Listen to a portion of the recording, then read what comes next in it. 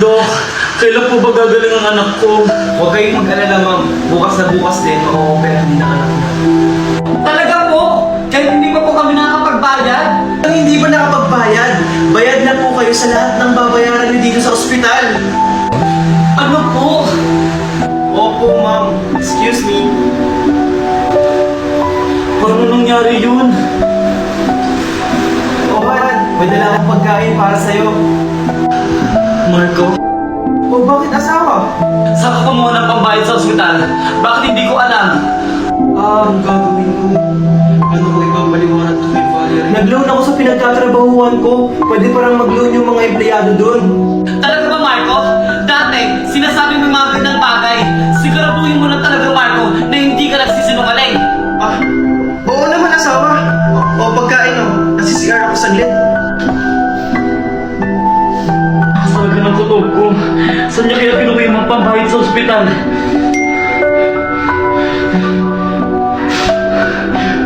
Sinasabi ko na nga ba, Marco? Marco! O, ano yung asawa? Walang iya ka? Bakit mo ginawa to sa akin? Sa kabila natin! Valerie, magpapaliwanag ako. Huwag dito. Baka makita ng mga bata. Huwag ka na magpaliwanag, Marco! Nag-aaway po ba kayo, Mami, Daddy? Wala anak. May pinag-uusapan lang kami ng mami mo. Mami? Kokoy! Kokoy! Han, yung bag ko. Papasok na ako. Oh, Han! Andyan lang sa bintana nakasabit! Sige, Han.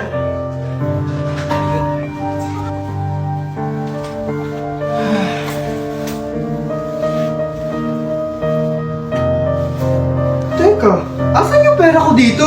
Han, nasan yung pera ko dito? Kinuha mo ba? Pamasahe ko yon. Ha? Wala akong kinukuha ang pera dyan! Tanong mo si Megan!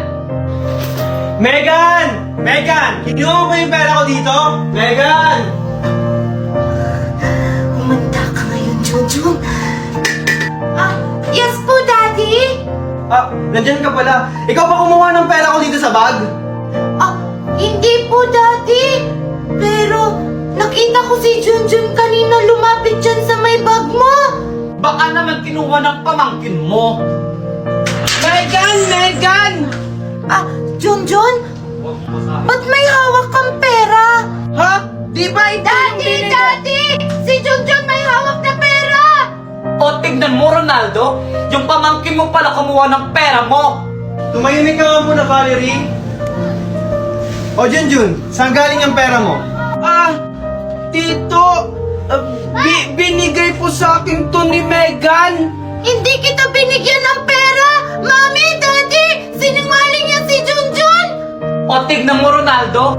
Nangunguha na ka ng pera, sinungaling pa! Tumahimik ka kayo. Junjun, ikaw ba talaga kumuha ng pera? Tito, hindi po. Hindi ko po yun magagawa. Sinungaling ka talaga, Junjun! Nasa kamay mo na nga ang pera na hinahanap ni Daddy! Tsaka nakita kita kanina, lumapit ka dun sa bag ni Daddy! Ikaw, Junjun, mali ang ginagawa mo ha. Kung may kailangan ka, magsabi ka, hindi yung nangunguha ka ng hindi nagpapaalam. Ano? Ganyan lang gagawin mo? Hindi mo man lang siya paparusahan? Hindi na tama yung ginagawa niya dito! Kaya nga, Daddy! Dapat paalisin na yan dito! Tumahimik na nga kayo. Junjun, palalagpasin ko to ngayon ha. Sa susunod, wag mo nang uulitin. O sige, aalis na ako. O sige, Daddy! Ingat ka po! Sinungaling ka talaga, Megan. Pinahamak mo ako.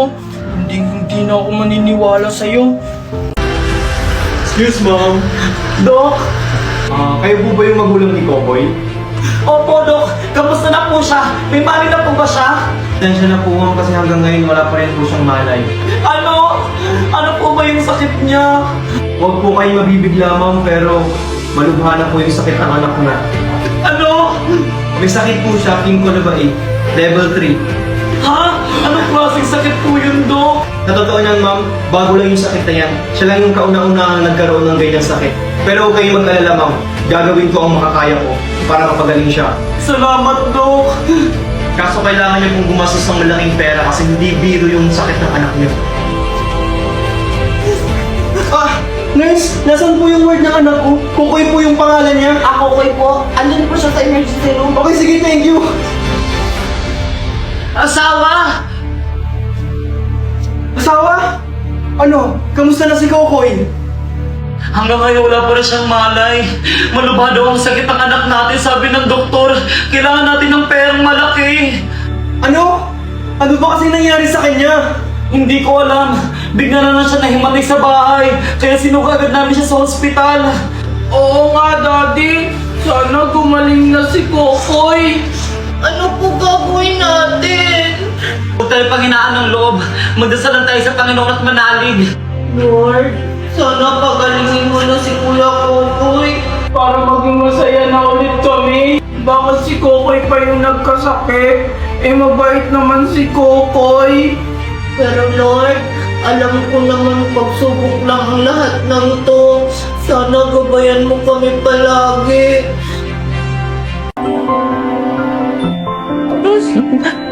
Andyan ka na pala, anak? Anak? Anak! Anak! Anong nangyari sa'yo? Sinong gumawa sa'yo niyan, anak? Anak! Mami, wag kang OA. Pasalang yan. Hindi! Sinong gumawa sa'yo niyan, ha? Yung kaklase ko kasing hampas lupa, inaway ako. Tapos yung mami niya nakisali pa, sinabihan pa naman ako walang modo. Ano? Sinabihan ka ng ganyan ng mga dukag yun? Hindi to maaari. Hindi ko to papalagpasin. Mami, yun yung nang-away sa akin, oh. Ah, siya pala? Mami, papasok na po ako. Anak, yung mga billing ko sa'yo, huwag mong kakalimutan ha. Okay po, Mami. Hoy, mga dukha! Ito na ba yun, anak? Yung nagsabi sa'yo na walang modo? Opo, Mami, siya po yun. Ha? Sino ka? Ah, nagmamaang-maangan ka pa? Wala ko lang naman yung mami ng inaway ng anak mo at sinabihan mo pa ng walang modo? Aba, tingnan nyo nga yung mga pagmumukha nyo! Mga hampas lupa! Pasensya na po. Pero dahan-dahan naman po kayo sa mga pananalita nyo. Medyo nakakasakit na po kasi kayo. Hindi ko to papalampasin. Kailangan yung anak mo matanggal dito sa eskwelahan. Wag naman po sa ganon. Sumusobra naman po ata kayo. Sa pagkakaalam ko, yung anak niyo yung nagsisimula ng away. Ay hindi. Kailangan makakarating to sa guidance office. Tara anak. Oh, Kokoy, ano nangyari sa'yo? May sakit ka ba? Wala mami. Inaantok lang po ako. Ganun ba? Magsabi ka kung meron kang nararamdaman ha? Kokoy! Kokoy! Mami! Si Kokoy! Kokoy! Ano nangyari? Anak ko! Kokoy! Kokoy! Yun! Tumawag ka ng tulong! Sige, Mami! Mami, anong nangyari kay Kuya Kokoy? Hindi ko din alam kung ano nangyari kay Kuya Kokoy mo. Nahimatay na lang siya. Ano? Kuya Kokoy! Mami, paparating na po yung ambulansya!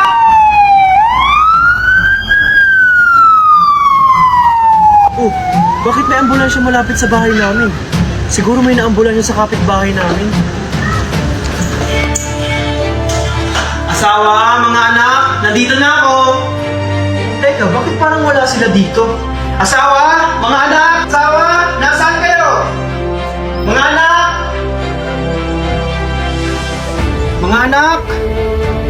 Teka, nasaan sila? Bakit wala sila dito? Asawa? Bakit wala sila dito? Asan kaya sila? Hello, asawa? Marco, asawa! Nandito kami sa ospital. Tingnan namin si Kokoy. Hanggang ngayon wala pa rin malay.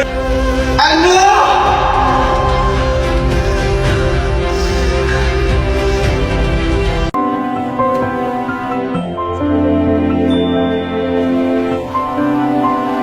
Marco, si Junjun, oh. O Junjun, sino hinihintay mo? Baka yung mama niya. Kasi, dididi pa siya. Hinihintay daw yung mami ko. Lumalaban ka na ah.